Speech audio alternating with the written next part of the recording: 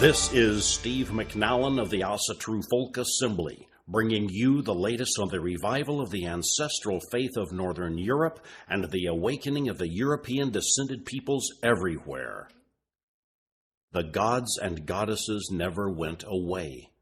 They are with us always, and now they stir, and we reclaim our spiritual birthright.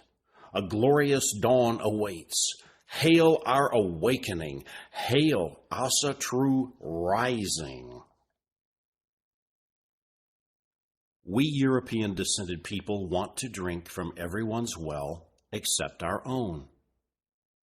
Many of us are uncomfortable with Christianity, but keep going to church because it's the right thing to do, or because I want the kids to have good morals. Those who do leave the church find themselves adrift. What now, they wonder? Some check out Buddhism, others try Wicca or Theosophy. Unitarianism is an easy out. If all paths are valid, then you don't have to make a choice.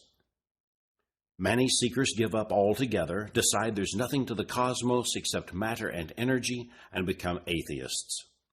And of course, some try Native American religion. I can understand that.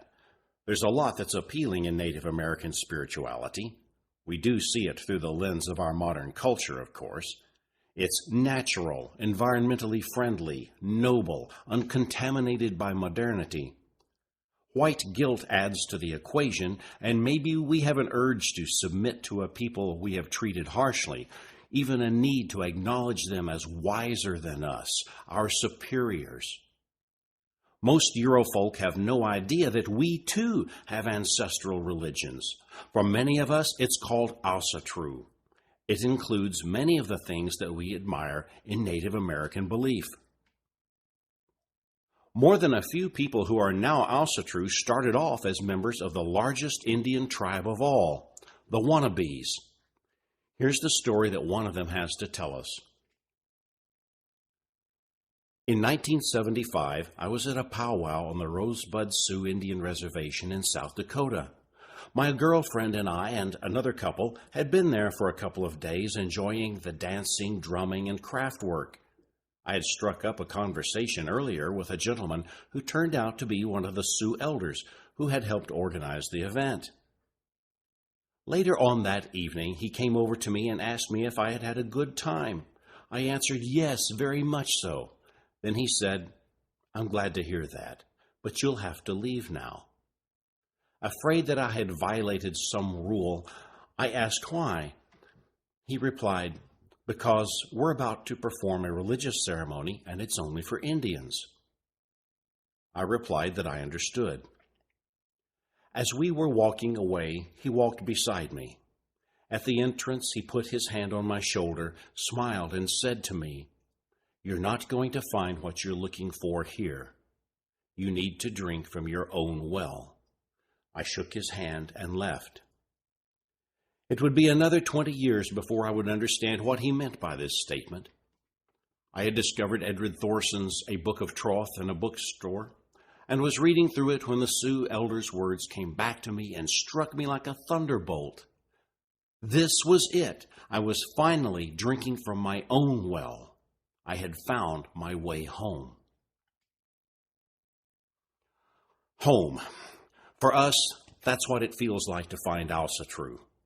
The cool, clear water flowing from our ancestral stream is the elixir of our spiritual life.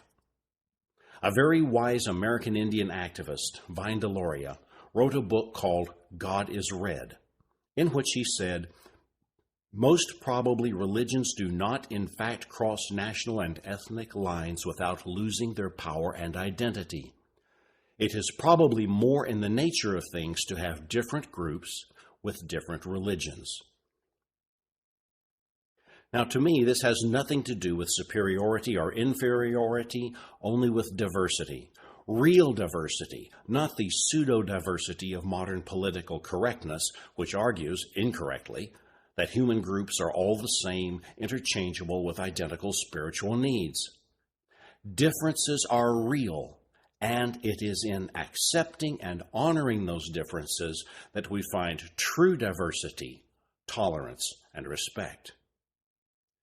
The spiritual thirst of my European-descended brothers and sisters will only be slaked when they find their people's well and drink deeply from it. This is Steve McNallen of the Asatru Folk Assembly, www.runestone.org, saying thank you for listening in, and I hope you'll catch us next time.